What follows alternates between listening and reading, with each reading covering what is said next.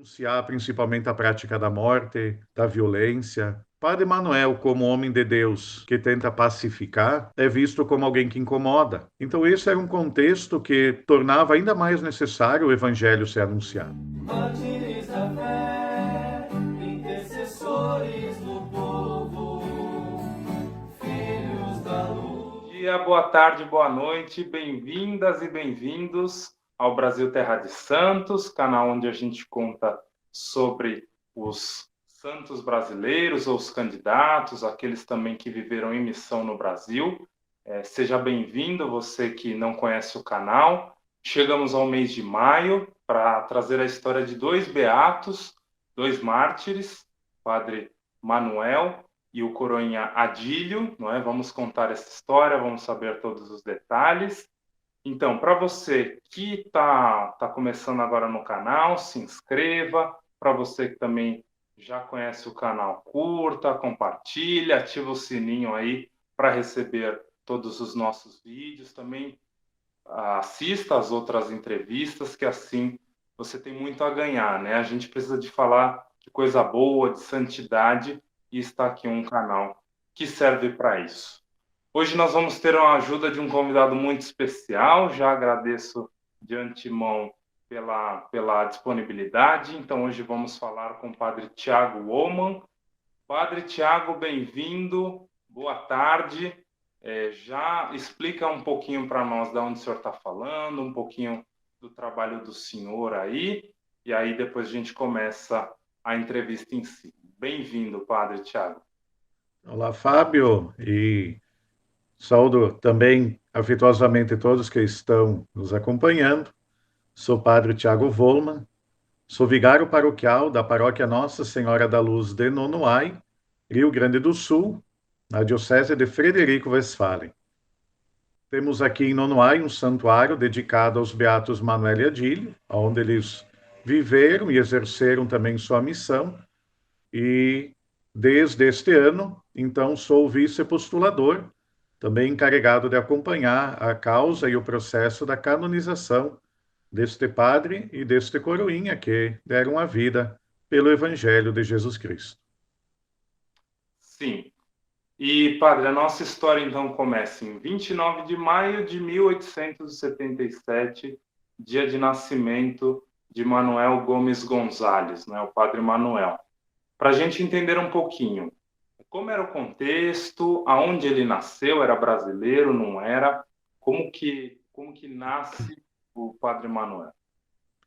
Bom, Manuel Gomes Gonzalez, ele nasce na Espanha, propriamente na província de Pontevedra, que é na Galícia, numa família muito simples, muito humilde, mas muito católica. Teve uma formação muito sólida na fé.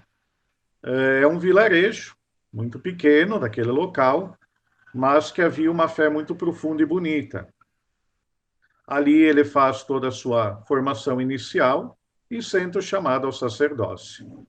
Inclusive, naquela época, as dificuldades econômicas eram grandes da sua família, então ele contou com a ajuda de muita gente, inclusive o desprendimento da própria família, para poder seguir, né, o chamado de Deus ao sacerdócio.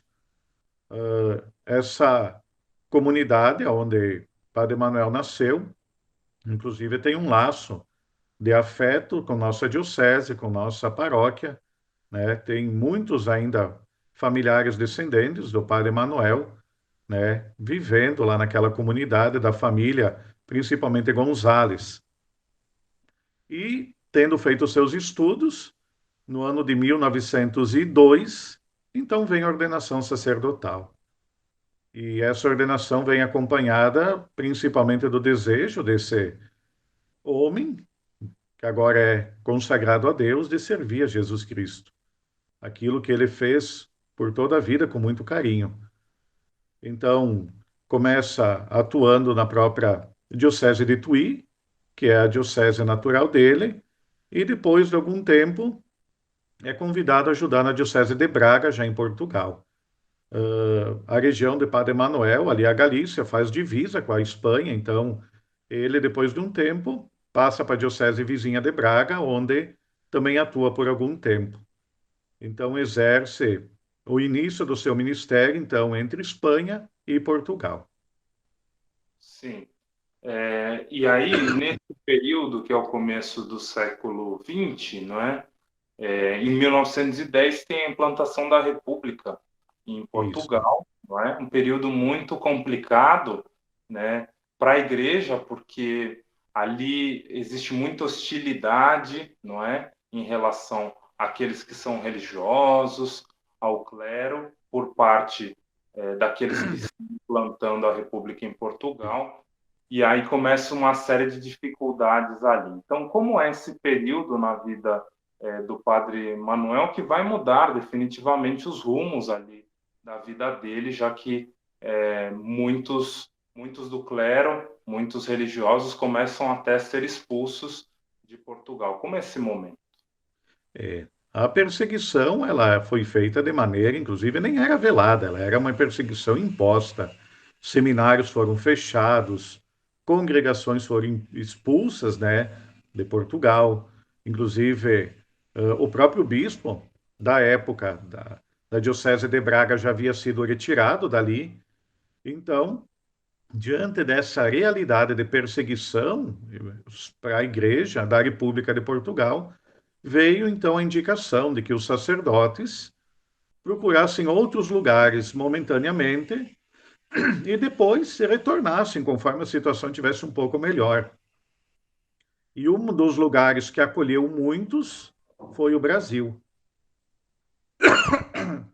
O Brasil foi uma terra que acolheu muito padre,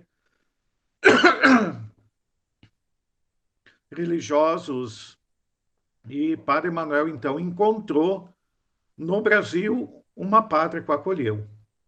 E é interessante notar que nesse momento a mão de Deus se faz presente. Nesse momento a mão de Deus guia Padre Manuel para cá e ele encontra em nosso país um lar que lá ele não tinha. Sim. E até assim, o Brasil não é, digamos assim, aleatório na história dele, né? Porque a princípio parece pela história que ele tinha alguns conhecidos em Pouso Alegre, em Minas, inclusive, era um dos objetivos dele ir para lá, né?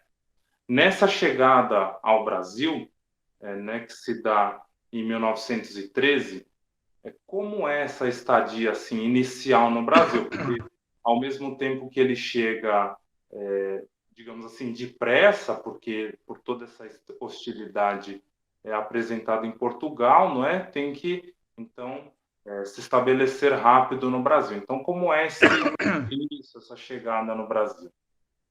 Na verdade, ele chega no Rio de Janeiro, né? E ali ele tem momentaneamente uma provisão para trabalhar por algum tempo. Mas como havia muita gente chegando, né? Acabou que depois de um tempo ele já não tinha mais aonde exercer seu ministério. Nesse momento entra justamente a amizade do bispo do Rio de Janeiro com o bispo de Santa Maria, que era uma diocese recém-criada aqui no Rio Grande do Sul. E eles que eram amigos, então houve esse contato, justamente oferecendo a possibilidade de alguns sacerdotes virem para o Rio Grande do Sul. Dessa amizade, então surge a possibilidade de Padre Manuel, então, vir trabalhar nas nossas terras aqui do Rio Grande do Sul. Ele é acolhido com muito carinho em Santa Maria. Ali, essa diocese recém-criada também tinha a necessidade de começar uma evangelização mais profícua, mais forte, e ele é enviado, num primeiro momento, para a paróquia de Soledade. Isso já em 1912. Então, vai para Soledade. Ali começa os seus trabalhos, né, aqui no Rio Grande do Sul, e depois de um tempo, então 1915, ele é enviado a Nonoai. Sabendo que Nonoai, nossa região aqui, noroeste do Rio Grande do Sul, há um contexto muito forte entre a disputa, né, de chimangos, maragatos, e é uma região bastante marcada por isso, né? Em 1893 há todo um contexto forte da Revolução. A degola, que era uma das práticas de morte, foi muito usada aqui em nossa região. A vila de Nonoai, digamos assim, foi praticamente esvaziada. Muita gente foi embora, fugiu por medo. Então era uma localidade marcada não só pelo medo, mas também pelo desânimo, até pela falta de assistência religiosa, visto que havia pouco sacerdote. Então é importante entender que quando o Padre Manuel chega em Nonoai, ele encontra uma comunidade bastante perdida, né, confusa, pouca assistência religiosa e ainda um clima muito hostil entre quem aqui vivia. Então, é uma realidade que em 1915, quando ele aqui chega, ele se dá conta do tamanho da missão que Deus havia confiado a ele, né? Para quem nos acompanha, Nonoai era o nome do cacique que habitava com os índios aqui nesta região. Nonoai significa venceu dormindo. Esse é o termo. Quando foi aberto o caminho para os tropeiros passarem e levarem mulas do Rio Grande do Sul até São Paulo, que era uma prática muito comum, este índio deu passagem a estes tropeiros e aqui se fundou a vila, onde depois, então, a localidade recebeu o nome do cacique em homenagem, Nonoai. Então, Nonoai começou com uma pequena povoação, que era caminho de tropeiros que passavam por aqui, conduzindo tropas de mulas a São Paulo. Quando o Padre Manuel chega já a uma vila bem consolidada, mas vivendo todo esse conflito de disputa ideológica, política e principalmente de desassistência religiosa, visto que raramente um padre conseguia vir até aqui atender, então, os fiéis que aqui viviam. Sim. E antes da gente aprofundar também todas essas questões do conflito, até da atividade pastoral do Padre Manuel, a gente também coloca o Adílio na história, porque ele nasce em 1908, né? Então, Padre Manuel, o senhor já falou, era espanhol. E Adílio, né? Nasce em 1908. Qual é o contexto que ele nasce? Ele é do Rio Grande do Sul mesmo? Onde nasce o Adílio Daronc? Isso. Os avós do Adílio, Sebastiano e Francesca, eles vêm da Itália. Chegam aqui no Brasil como uma leva de tantos outros italianos que vêm também buscar uma vida melhor aqui em nossa terra, se instalam ali dentro das províncias que eram dadas à terra para eles. Eles se instalaram onde hoje é Dona Francisca, né, perto do rio Jacuí, e ali começam a constituir sua família. Então, o pai de Adílio, Pedro, já veio com 7, 8 anos da Itália. Então, ele é italiano de nascimento. Aqui no Brasil, eles começam, então, como tantos outros pequenos agricultores provindo da Itália, uma, uma agricultura de subsistência, procurar ganhar o pão com o trabalho. E, neste meio tempo, então, o Pedro, jovem Pedro, conhece, então, a mãe do Adílio, em Dona Francisca, município hoje de Dona Francisca, se casam, né? E Adílio já nasce em Dona Francisca. Então, Adílio é gaúcho de nascimento. Ali começam a haver as dificuldades econômicas, as famílias eram numerosas, a própria família do Adílio, eles sentem a necessidade de buscar algo melhor e saem de Dona Francisca, passam um tempinho em Passo Fundo, aonde o pai do Adílio começa a aprender a função de fotógrafo, né, também para ter um ganha-pão, e depois de algum tempo, também por volta de 1914, 1915, a família do Adílio vem para Nonoai. Se instala aqui em Nonoai também. O pai dele, além de fotógrafo, era um homem muito dado à leitura, ao estudo. Então, ele tinha uma farmácia de manipulação, homeopatia, onde ele também ajudava a comunidade nesse sentido. Então, praticamente no ano de 1915, tanto o padre Manuel como a família do Adílio Daronc vêm para Nonoai e aqui se encontram. Sim. E para a gente entender, não é que o senhor já introduziu esse contexto todo de como era a vila ali, né, o vilarejo de Nonoai, não é? o que que o padre Manuel tinha de trabalhos, né? Porque não era só a questão religiosa, porque era praticamente um espaço, como o senhor falou, que não tinha praticamente nenhum desenvolvimento, né? Então, ele tinha que se preocupar com a questão da educação das crianças, da parte religiosa, de tantas outras questões. Quais eram as principais atividades pastorais e sociais, não é, E, que o padre Manuel desenvolvia? na verdade, Padre Manel logo se deu conta que ele tinha uma missão muito maior do que somente catequizar. Até porque a fé é chamada a entrar em todos os âmbitos da vida das pessoas. Senão, não é fé. E ele começa, então, um trabalho de reconstrução dessa comunidade. Uma reconstrução que passa pela educação. Então, Padre Manuel torna a sua casa paroquial, que era muito simples, numa escola. Então, a primeira coisa que ele se dá conta é que ele precisa dar formação não só religiosa, mas também ajudar, principalmente aquele povo e as crianças, a terem educação. Então, ele é o primeiro professor aqui da região. Ele começa, junto da catequese, a ensinar. E essa instrução, inclusive, no sentido de uma valorização humana, pessoal, de quem aqui vivia. Além de professor, ele percebeu a necessidade de moradia. Havia uma precariedade nas casas e muitos nem as tinham. Então, ele parte, primeiramente, de organizar a comunidade e construir uma olaria. Nessa olaria, produziam telhas e tijolos, a própria comunidade. Ali, alguns tinham emprego e desta olaria eles tinham condição de fornecer material para quem quisesse construir sua casa, que é também essa dimensão da acolhida e de dar uma vida mais digna a quem aqui vivia. Muitas situações também, eles faziam casas de madeiras também e davam às famílias pobres, carentes, para terem onde morar. Também se dá conta que é um pouco de miséria, então ele ensina uma nova cultura aqui ao povo de Nonoai, que é a plantação de arroz, algo que ele já tinha presente na vida dele. Então ele une os agricultores e ensina eles essa prática, inclusive indo junto, né, arar a terra, preparar, mostrar como se fazia, para dar uma oportunidade a mais daquelas pessoas terem comida na mesa. E essas dimensões da caridade, do cuidado com o doente, que é próprio da missão de todo e qualquer sacerdote. Mas é muito bonito perceber que ele reestrutura a comunidade. Religiosamente, eles vão ter novamente essa dimensão da fé sólida, da Santa Missa, dos sacramentos, da reforma da capelinha de madeira.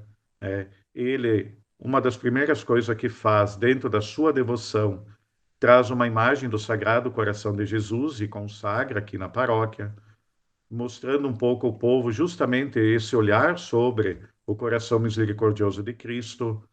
Então, todas essas dimensões da fé ligada com a vida social foi transformando aquela vila que era pequena, um tanto quanto, inclusive, eh, desanimada, sem futuro nenhum, num local que começa a ter agora um novo aspecto, impulsionada pelo trabalho evangelizador do Padre Manuel.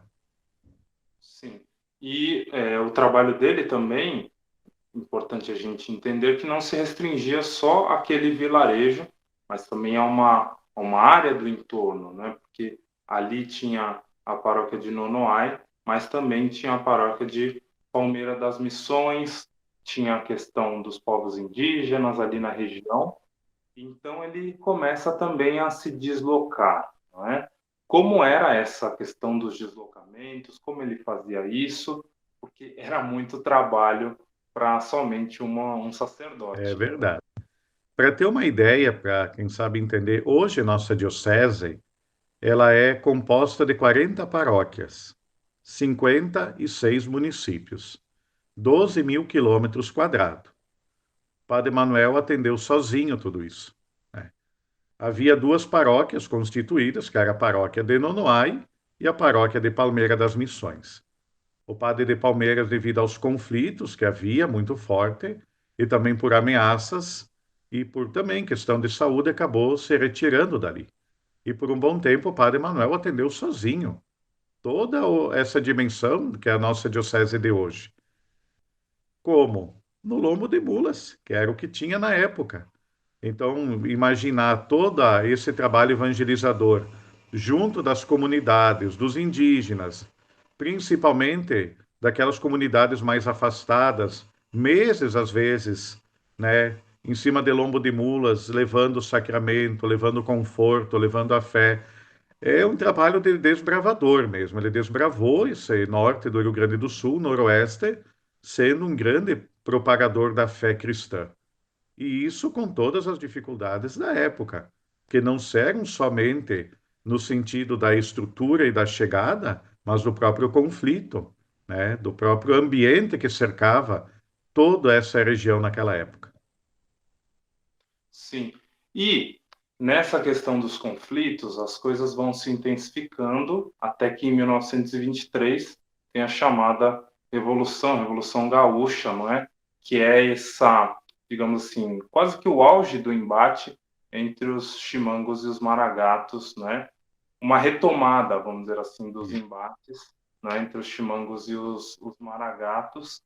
E aí as coisas começam a ficar realmente complicadas, socialmente, para a vida, e para a segurança do padre Manuel, mas isso faz com que ele não se intimida, e aí chega o martírio dele e do Coronhadilho. Então, como é esse momento? Por que, né, eles chegaram até o martírio? Por que a situação escalou a esse ponto que chegou a que os dois testemunhassem a fé a tal ponto?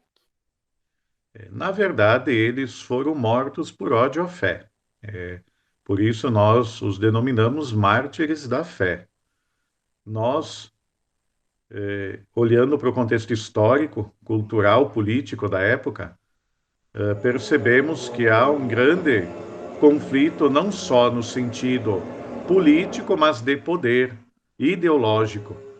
E esse conflito ele era muito visível, né? Então, Padre Manuel, como homem de Deus que tenta pacificar, é visto como alguém que incomoda, né? Bom, podemos imaginar Nosso Senhor no meio de saduceus e fariseus, né? Cada um se acha incomodado quando a verdade do Evangelho é dita, principalmente quando ela condena a violência, né? Quando ela condena crimes que eram feitos de maneira bárbara, para que se entenda um pouco o que é a realidade de, às vezes, as pessoas serem mortas na frente da casa e não deixarem ninguém na família chegar perto do corpo, que era para servir de exemplo para os companheiros dele, de mulheres que velavam seus maridos da porta da casa, mas não podiam chegar até lá, né? Da degola, da morte violenta, tanto maragatos como chimangos foram muito impulsionados pela presença nos seus corpos provisórios de bandidos, que se aliavam ali em torno simplesmente da sede de matar.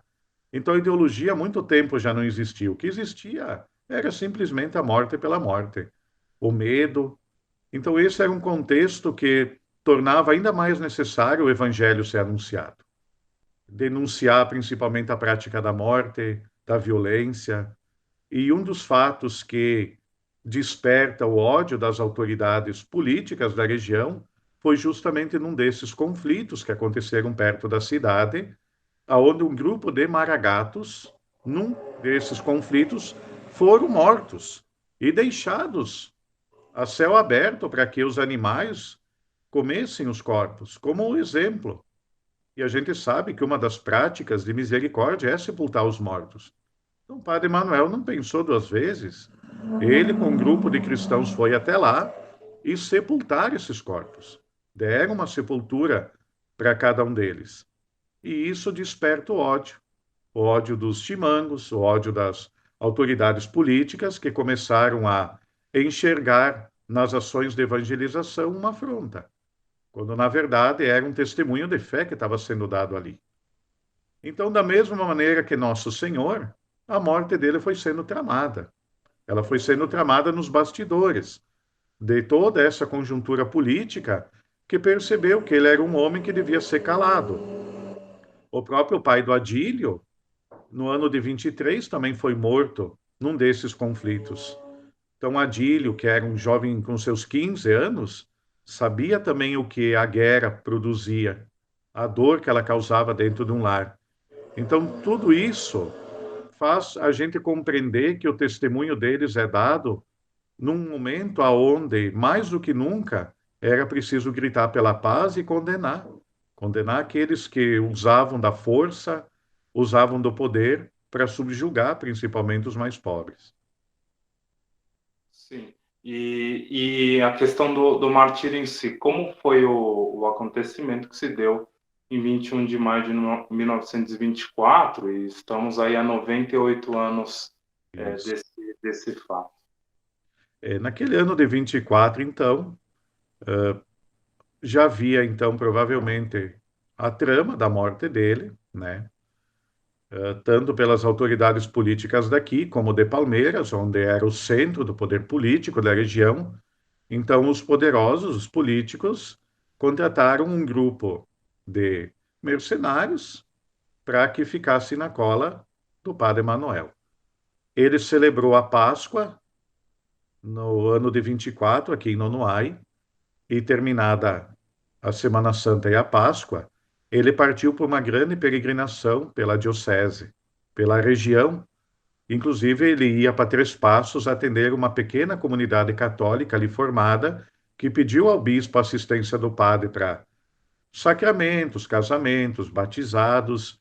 Inclusive, havia um terreno que a comunidade comprou, que seria abençoado para ser o cemitério da comunidade católica.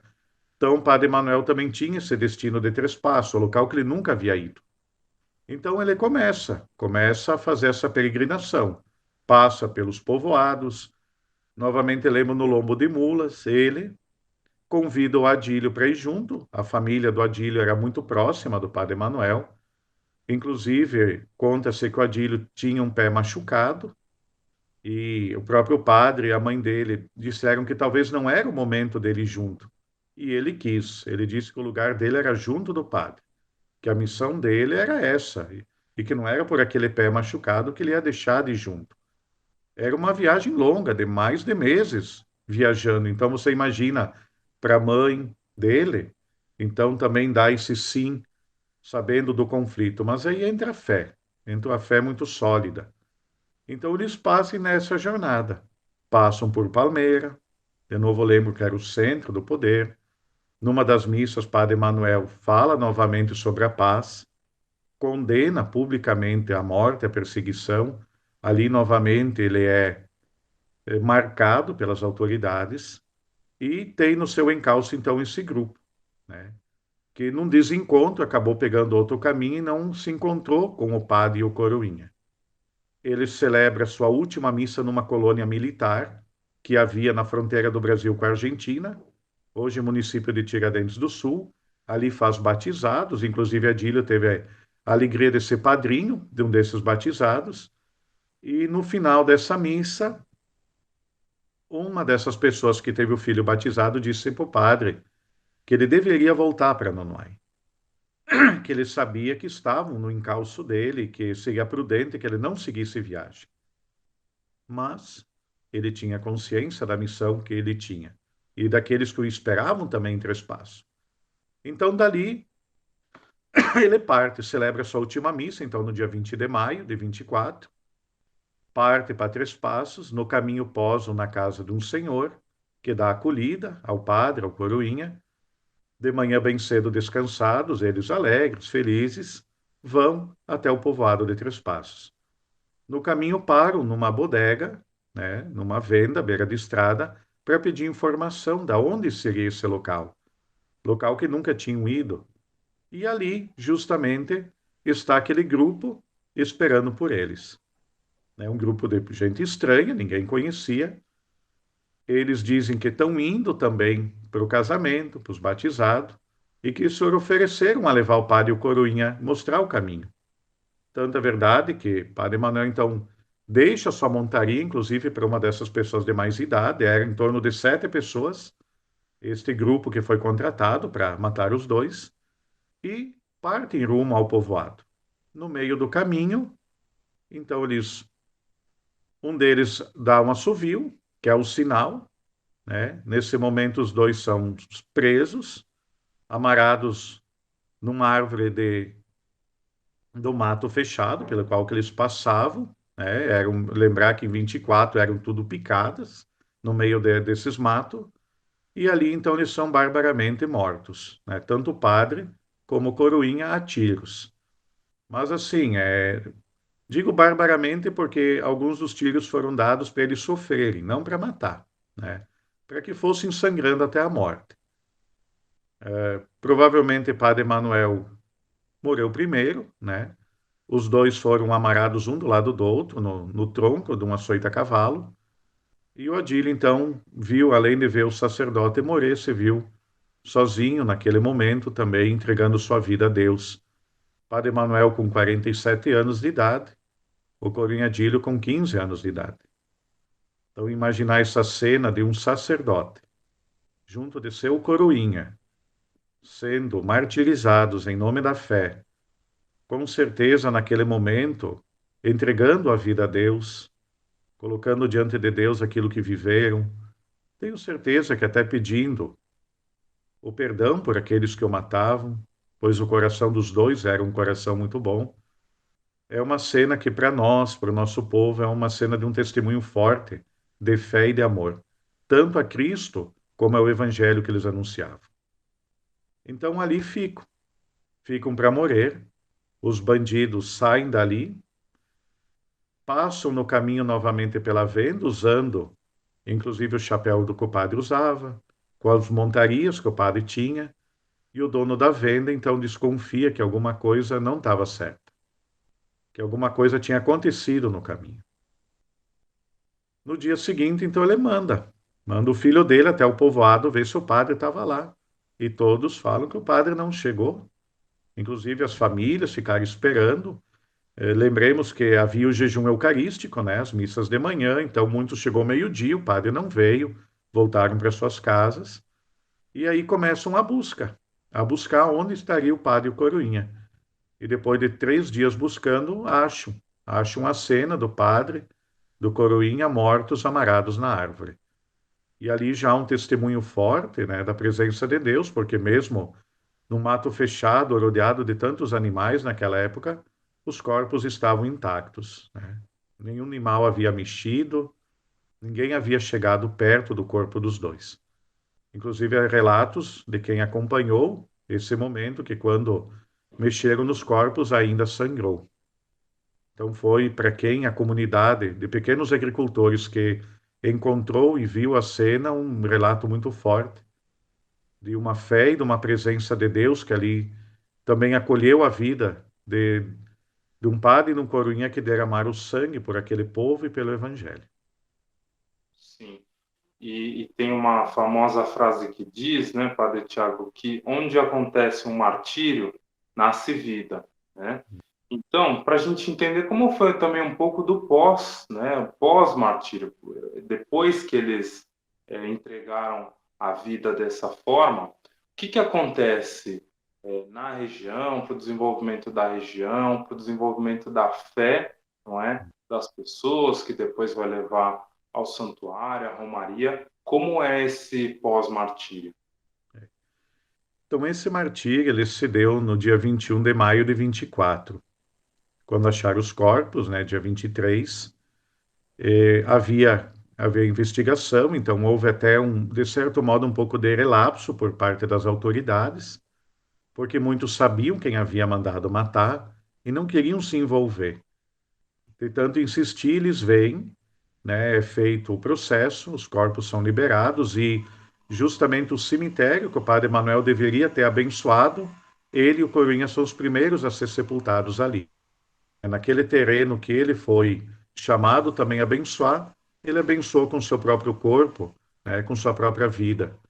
Eles são sepultados dignamente, né, um do lado do outro nesse cemitério, e ali o povo começa então a fazer peregrinações, tanto ao cemitério quanto ao local do martírio, né? Algum tempo depois é construída uma pequena capelinha de madeira no local do martírio, perto da árvore que ali estava, aonde a comunidade iria rezar e principalmente lembrar do testemunho de fé dos dois. Então, é essa pequena comunidade que vai, então, em torno do testemunho de fé, também agora alimentando a sua fé. É a sua fé que vai sendo alimentada pelo testemunho do padre do Coroinha. Fica, dentro dessa dimensão, uma questão que, historicamente, então, vai dar início ao que nós chamamos as romarias. O padre e o Coroinha não cumpriram sua jornada. Eles não voltaram a Nonoai. Então, 40 anos após o martírio, no ano de 64, a recém-criada diocese, né, de Frederico, juntamente com o padre belga que aqui atuava em Nonoai, e um padre que tinha um carinho muito grande pela história que ele ouviu, o padre Manuel do Correadilho, eles então decidem que é preciso trazer as relíquias, os corpos, de volta para Nonoai, que é preciso fazer a viagem de volta, que foi impedida pelo martírio. Então, padre Miguel de Kock, esse padre belga, juntamente com Dom João Hoffmann, que é o primeiro bispo de nossa diocese, começa então uma peregrinação, né? Saem de Três Passos com duas urnas, uma contendo o corpo do padre, outra do coroinha, peregrinam por toda a nossa diocese, pelas paróquias, momentos fortes de fé, de devoção, de demonstração de carinho, e no dia 30 de maio de 64, chegam a Nonoai. E chegando aqui, então nós temos a nossa primeira romaria. E um fato muito marcante para todos que acompanharam a chegada do padre do Corunha de volta à sua paróquia é que, adentrando na cidade, um bando de andorinhas veio sobrevoando todo o cortejo, desde a entrada da cidade até o santuário, fazendo quase que sombra, inclusive, sobre quem caminhava. Um fato que todos que viveram é narrado com muito carinho e até mostram nisso um sinal de Deus, como quem está acompanhando aquele cortejo que agora traz de volta Nonoai, o padre e o coroinha. E são dignamente, então, colocados numa urna e ficam agora novamente, de novo, chegando à sua paróquia, cuidando do povo de nossa diocese. Por isso que esse momento que nós chamamos dessa peregrinação, desse trajeto, é que dá início a um outro movimento religioso muito forte em nossa diocese, que são as romarias que acontecem aqui em Nonoai. Para a gente ter uma ideia do tamanho, da importância da romaria, quantas mais ou menos pessoas, milhares de pessoas participam dessa romaria? Quantas pessoas ela envolve, vamos dizer assim? A romaria, ela é sempre feita no mês de maio, lembrando justamente a volta deles para Nonoai. E o mês de maio é um mês muito ligado ao Padre Manuel, que é ordenado no mês de maio, que tem boa parte da sua vida, né, ligada a este mês mariano. Então, a Romaria hoje ela está na 58ª edição. Vai acontecer agora, no dia 14 e 15 de maio. Então, já são 2 dias, o que era um dia só, devido à grande chegada de peregrinos e romeiros, hoje ela já se estende por 2 dias. Na última Romaria presencial, né, que foi em 2019, a gente teve perto de 80 mil romeiros aqui nos 2 dias, vindo de toda a nossa região, Diocese de Chapecó, Diocese de Erechim, Diocese de Passo Fundo. Então, no nosso norte do Rio Grande do Sul, é um dos maiores eventos religiosos que nós temos. A Romaria em honra aos Beatos Manuel e Adílio. E essa Romaria, ela vem mostrar justamente a fé do nosso povo simples, humilde, na intercessão e também no testemunho de vida do padre e do coroinha. Então, nós temos eles como patronos de nossa diocese. Inclusive, a nossa diocese é uma das poucas no mundo que tem 2 beatos como patronos, né? Foi feito um abaixo-assinado em toda a diocese, enviado ao Vaticano, e eles aprovaram que nós tivéssemos como patronos beatos, ainda não canonizados. Então, para nós, é um momento muito bonito. A Romaria, ela é o ponto alto de todo o movimento religioso que a gente tem em torno deles, que é esta chegada dos peregrinos aqui. Há uma bonita romaria também em Três Passos, no local do martírio, que acontece em outubro. Então, são momentos fortes na vida da nossa diocese e na vida também do nosso povo. Sim, e aproveitando que o senhor falou que do mês mariano, né, do mês de maio, o santuário também é dedicado a Nossa Senhora da Luz, né? Então, e aos beatos, claro. Que paralelo a gente poderia fazer entre Maria, entre Nossa Senhora da Luz e os nossos beatos? Tanto o padre Manuel como a família do Adílio tinham uma devoção mariana muito bonita. Padre Manuel, desde sempre, teve essa devoção a Nossa Senhora da Luz ou das Candeias, né? Como aquela que também vem mostrar a luz do mundo que é Cristo. Então, ele sempre teve essa afeição. Tanto a verdade que uma das coisas que encontraram com ele no local do martírio foi o terço no bolso da sua batina, né? Muitas das coisas os bandidos levaram, mas lá se achou. Dá para se imaginar que em boa parte do percurso que tanto o padre e o Corunha fizeram, eles iam recitando o terço. E essa dimensão do amor a uma mãe amorosa, carinhosa, é que justamente também dá essa força, essa coragem para evangelizar. Sabemos que nossa igreja tem mãe e temos uma consciência muito profunda do seu carinho por cada um de nós. Então é tão bonito ver que nesta paróquia consagrada a Nossa Senhora da Luz, agora também ilumina a vida de um padre e de um coroinha que, a partir da presença, do amor, do carinho a Cristo, que é o grande presente que a Maria dá ao mundo, eles também passam a iluminar com sua vida e seu testemunho. Sim. Padre, fazendo uma leitura da história do Padre Manuel, a gente pode ver que lá em Portugal ele vivia ali também, viveu um tempo difícil, viveu um tempo muito hostil por conta da República Portuguesa, e que pode ser que se ele continuasse ali, poderia ser que ele fosse martirizado, não é? Era uma possibilidade, mas isso aconteceu anos depois, em um outro momento, em outro contexto. Então, o que o senhor pode falar para a gente sobre os tempos de Deus na nossa vida? Porque, como diz o próprio Jesus no Evangelho, não é? O Espírito sopra para onde Ele quer, não é? Então, a gente precisa também saber que nós somos guiados pelo Senhor, pelo próprio Deus, e que nem sempre as coisas são como a gente imagina, não é? Então, o que o senhor pode falar para a gente sobre os tempos de Deus na nossa vida, a exemplo da vida do Padre Manuel? Olhando um pouco tudo aquilo que aconteceu, tenho para mim que chega num ponto que Padre Manuel, ele não quer mais fugir, né? Ele já fez essa experiência de sair da sua terra. Ele já fez a experiência de sair depois da sua diocese, em vista da perseguição. Penso que aqui ele percebe que é preciso assumir a realidade que lhe é apresentada.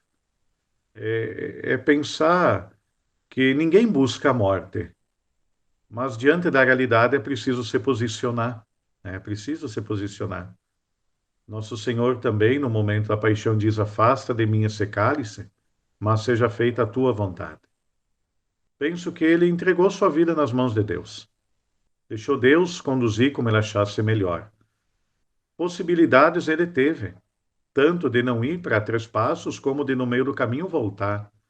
Mas acredito que no coração sacerdotal dele, ele pensa e entrega isso tudo nas mãos de Deus. E é um pouco esses mistérios, os mistérios que o próprio Espírito conduz, né? São coisas, às vezes, que para humanamente se explicar não é fácil. Mas Deus tem seus propósitos. E a morte deles não foi em vão. A morte deles gerou muito fruto, como diz o martírio, a semente de novos cristãos. Eles semearam com seu sangue também o evangelho aqui em nossa diocese e no norte gaúcho. E penso que o martírio deles é um testemunho também que até hoje produz muito fruto. Então, é que essa realidade de quem sabe olhar para um conflito de guerra, de perseguição, de morte, faz com que ele dê uma resposta corajosa de que ele seria ele seria aquele que levaria a paz. E acho que essa paz que hoje a gente busca ainda conquistar também é fruto desses posicionamentos, de como nós vamos nos posicionar diante de realidades de morte, injustas. Então, nós também vivemos tempos difíceis hoje. Todo cristão hoje é chamado também a dar seu testemunho. E muitos de nossos irmãos continuam dando, inclusive com o próprio sangue. Olhemos para a guerra da Ucrânia e tantos outros conflitos onde os cristãos continuam sendo mortos e perseguidos. Acho que olhar para o testemunho dos mártires é muito forte, porque a gente percebe que a fé sempre vai vencer o medo, que a vida sempre vai vencer a morte, que o amor vai vencer o ódio. É isso que nós cremos e é por isso que nós também vivemos e profetizamos. Sim. E falando sobre Adílio era a coroinha, não é? O que a gente pode falar sobre a importância do coroinha, a importância dessa caminhada que a criança, que o jovem faz, não é? Dentro de ser coroinha, ser acólito, para esse crescimento na fé, para essa maturação na fé. Inclusive, muitos dos padres hoje foram coroinhas, não sei se foi o caso do senhor, mas qual a importância do coroinha para a vida da igreja e para o próprio crescimento da fé de uma criança, de um jovem? O serviço do altar, na verdade, é justamente a beleza de saber que ali se serve Jesus e, e as crianças poderem rodear o altar, servir. É justamente esse encanto do próprio Cristo que diz: deixem vir a mim as crianças. O serviço do acólito, do coroinha, é justamente uma dimensão bonita daquele Cristo que quer perto dele os pequeninos. E como tu diz, quem faz essa experiência tem sua fé ainda mais alimentada. A proximidade com a Eucaristia, o serviço do altar, a espiritualidade que se envolve. E, no caso, o coroinha Dílio é o único coroinha do mundo beatificado, né? Nós temos ainda pouco como referência São Tarcísio, mas no nosso caso hoje há um modelo muito mais palpável para os nossos jovens, alguém que de fato vivenciou isso dentro de uma paróquia, dentro de uma capela. Inclusive, o nosso sonho é tê-lo como o primeiro coroinha canonizado e mostrando a beleza desse serviço, desse grande gesto de amor das crianças para com a Eucaristia e para com Jesus na missa. Então, ele é modelo inclusive, nós temos muitos grupos de coroinha que vêm até o santuário conhecer, rezar, visitar, pedir a bênção sobre as crianças. Então, para nós é um tesouro muito precioso que nós temos.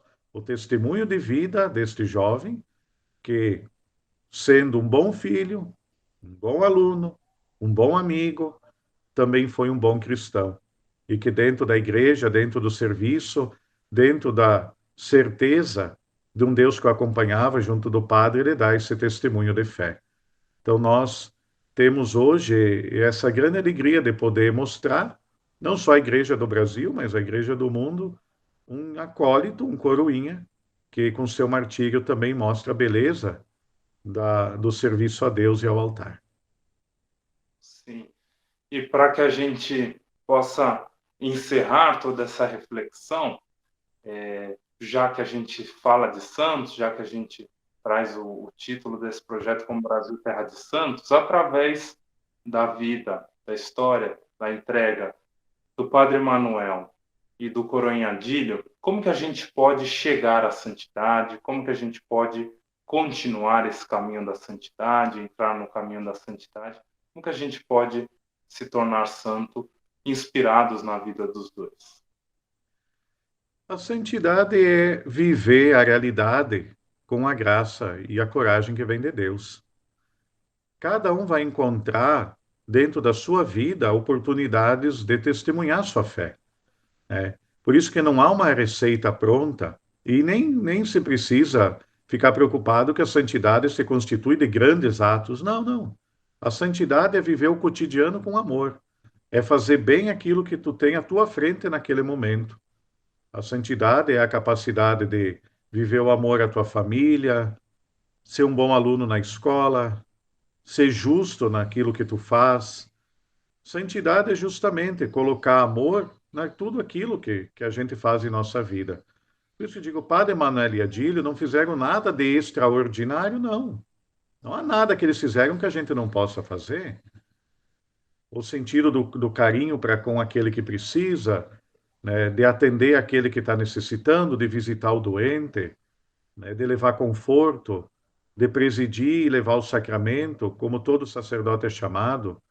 Por isso que quem quer ser santo precisa entender aquilo que diz Jesus, que é o maior dos mandamentos: ame a Deus e ame ao próximo. E não deixe passar uma oportunidade de amar, de dar uma palavra, de ajudar. Eu acho que nesses pequenos gestos do cotidiano vai se somando a construção da santidade na vida de uma pessoa. Sim.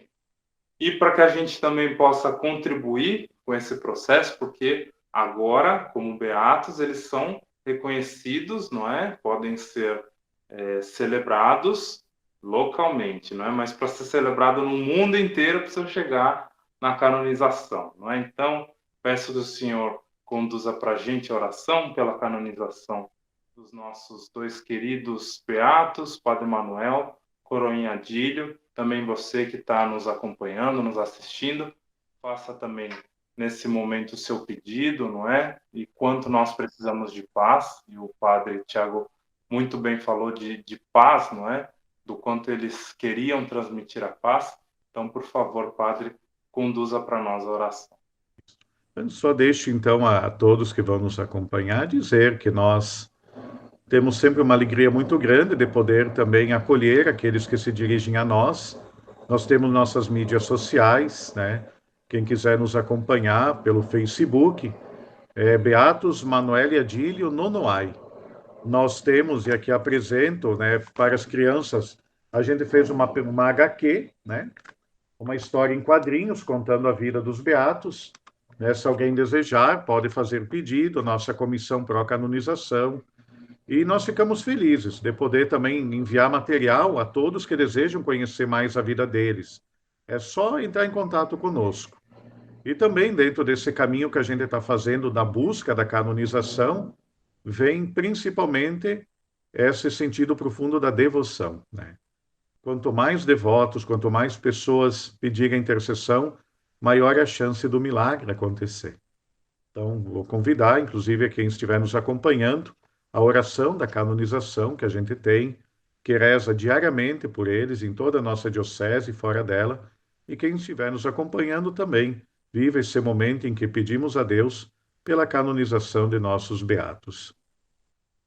Ó Deus de bondade, que vos comprazeis em acudir às necessidades de vosso povo, em atenção aos méritos dos justos, concedei-nos por intermédio de vossos beatos Manuel e Adílio, que foram fiéis na terra, testemunhando com o próprio sangue sua fé no Redentor, a graça que agora vos peço. Fazei que, para a vossa maior glória e proveito dos fiéis, sejam glorificados na terra com a honra da canonização. Por nosso Senhor Jesus Cristo, vosso Filho, na unidade do Espírito Santo. Amém. Amém. Padre Tiago, muito, muito obrigado pela disponibilidade, por nos apresentar essa história tão bonita, né, para mostrar de fato que o Brasil é terra de santo, é terra de mártir, não é terra de gente que realmente testemunha a fé. Então, agradeço muito ao senhor, deixo aí para as considerações finais que o senhor possa fazer aí. Eu que agradeço, Fábio, essa oportunidade de estar mostrando a tantas pessoas esse testemunho tão forte de fé de nossos mártires.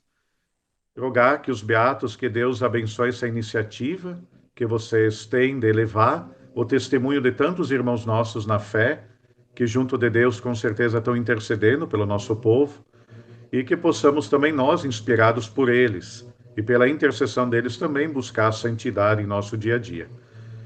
Lembro a quem quiser nos acompanhar também pelo Facebook, nós teremos agora dia 14 e 15 a nossa Romaria Diocesana, teremos as missas transmitidas, então também é um momento de quem quiser conhecer melhor, né, a vida de nossos beatos, a nossa paróquia, o nosso santuário, terá essa bonita oportunidade.